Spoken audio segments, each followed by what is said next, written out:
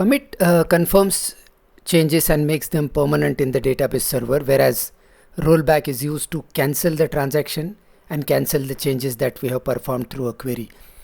Now, but when we use these commit and rollback instructions in a database, there are some prerequisites, some complications, some settings that we'll have to understand. So we are on to the MySQL database server now, and we are entering into our own database SpiderDB. Now let us first check what is the status of the auto commit setting in this MySQL database server by default, because if it is already on, if the auto commit is on, then we don't have a chance to roll back anything, because anything you commit cannot be rolled back. So let's check this. Select @ auto commit. It has returned a value 1. Now what does it mean? Value 1 indicates the auto commit setting is on, and every activity, every transaction we perform on the MySQL server is automatically committed, and 0 indicates off. So by default, MySQL provides auto commit on, and if we want to test the functioning of commit and rollback instructions, then we will have to set the auto commit off, and then only we will be able to perform this. But let's try performing some transactions in the existing setting where the auto commit is by default on. So we have a table called accounts with some records. Let's try to update a record. So we are using an update query.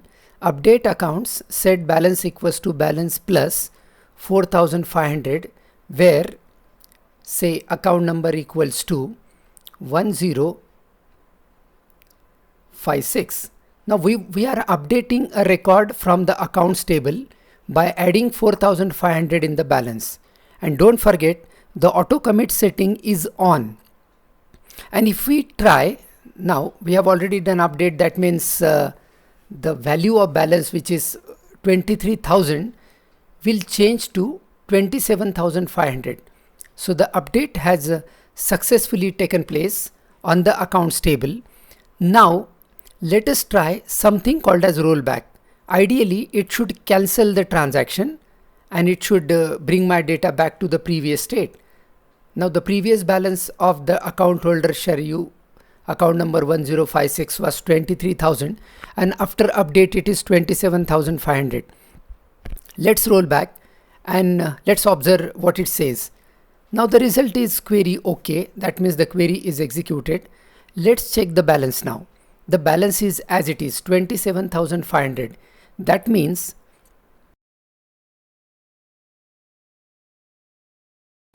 the update query that I executed is not cancelled.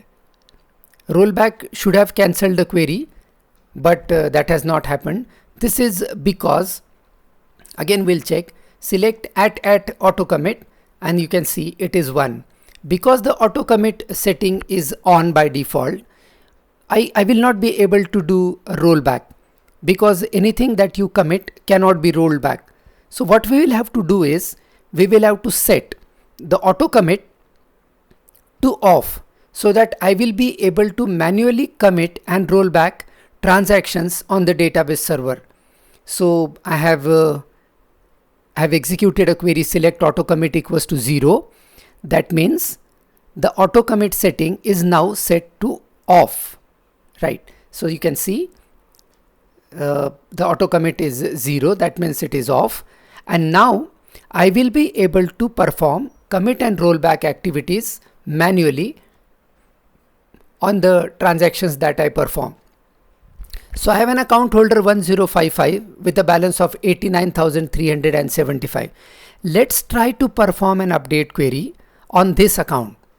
So we are writing an update query.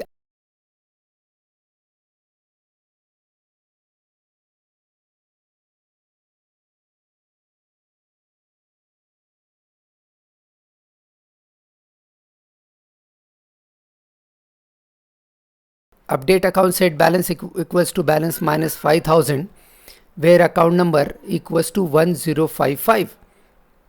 And you can see update is successfully performed. Now because auto commit is off, this can be cancelled if we want. So we'll check first if the update is successful. So select star from accounts where account number equals to 1055. So the balance has changed. It is 84,375, and you can see previously it was 89,000. So 5,000 rupees we have deducted from the balance of account holder account number 1055. So update is successful. Now let's try to roll back this, cancel this transaction. So because the auto commit is off, I will be able to do that manually. Last time it failed because the auto commit was on, but now because the auto commit is off, rollback should work. So I have rolled it back, and let's see. Now again, now this is interesting. You can see that I performed an update, the balance changed, then I did rollback, and now the balance is back to normal. Whatever it was before update, now that balance 89,000 is back. That means the update query that I executed is cancelled, and the data which was there previously before update is now restored. Now this is what update can, this is what rollback can do. Now what we will do is, we will perform multiple activities, multiple transactions, and we'll try to roll them back. So let's do something like insert. Now we are adding a new record to the accounts table. Now this is again a transaction obviously. So we are trying to insert a new record, insert into accounts values. We already know how to insert a record in the table. So insert into accounts values 1059 mega, account type is current, and balance is 32,100. And this query is successfully executed. So a new record is added to the accounts table. Now this is one transaction we have performed. Now let's see if this record is successfully inserted. Select star from accounts, and here you can see at the bottom of the table 1059, this new account is inserted. Now let us try to perform another transaction or another operation on the database table accounts. So the first one was insert, and the second transaction, the second activity that I want to perform on the accounts table is say update on account number 1039. So we are trying an update query, update accounts, set balance equals to, we can perform an update for multiple records also, but I am trying to do it on a single record so that we can easily observe and understand. So update account set balance equals to balance minus 2000, where account number equals to 1039.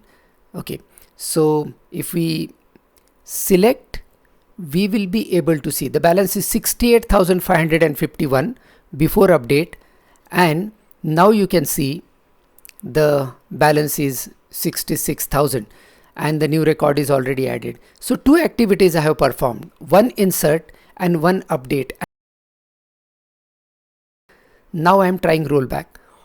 Now let's see what exactly happens when I do rollback after performing two activities, one insert and one update.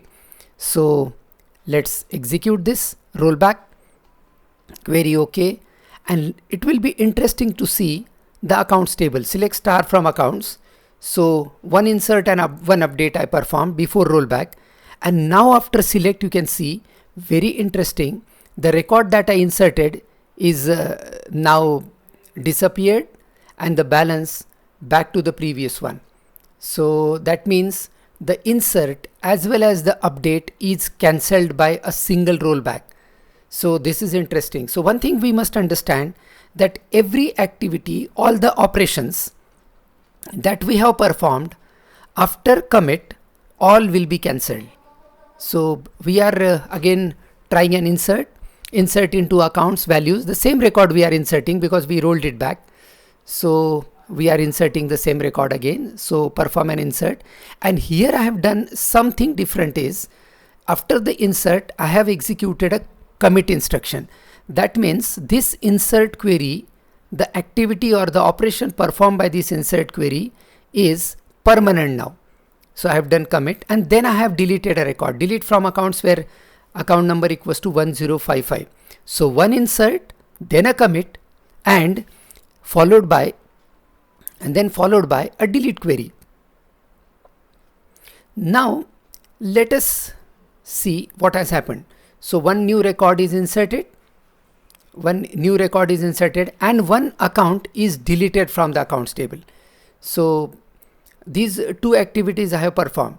So the record of Praful 1055 is deleted and a new record of Megha is inserted. But after insert, we did commit, and after delete, we haven't done commit. We are trying a rollback. So let's see what exactly happens. So I have done rollback, and now see the delete that we performed is cancelled and the record is back in the table. But the insert activity that we performed is still there. That means insert is not cancelled. Insert is still there in the database table. The record I inserted is still there because I executed a commit instruction after insert. But after delete, I executed a rollback. But rollback has not rolled back the insert operation because it was committed. But the operation that I performed after commit is delete, and that is cancelled by my rollback. So we cannot roll back something that we committed. We cannot roll back DDL queries like create, alter or drop, but we can roll back few things like insert, update and delete. Now again we'll set the auto commit back to its normal setting on, so that here onwards whatever I do should be automatically committed in the database and I don't need to do manual commit and roll back every time.